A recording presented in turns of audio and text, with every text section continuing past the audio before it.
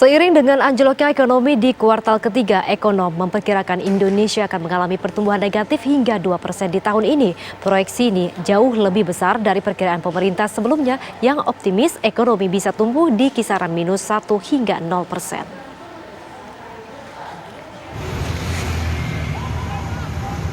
Setelah resmi memasuki resesi, ekonomi Indonesia diperkirakan masih sulit untuk bertumbuh di tahun ini.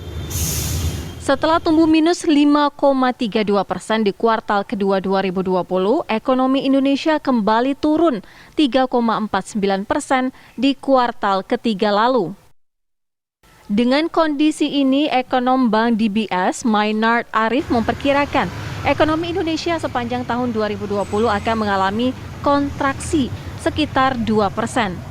Ekonomi diperkirakan baru bisa tumbuh kembali di tahun 2021 sebesar 3,5%. Memperkirakan bahwa pertumbuhan ekonomi Indonesia di tahun 2020 akan terkontraksi sebesar 2%, dikarenakan oleh dampak dari pandemi COVID-19.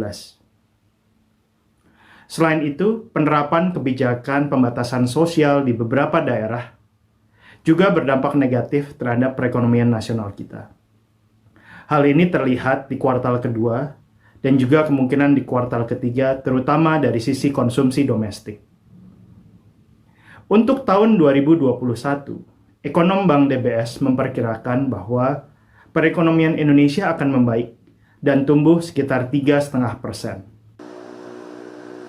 Meski diperkirakan akan pulih di tahun depan, pertumbuhan ekonomi Indonesia akan sangat bergantung pada seberapa cepatnya vaksin COVID-19 bisa digunakan. Dari Jakarta, Saiful Anwar, TV One mengabarkan.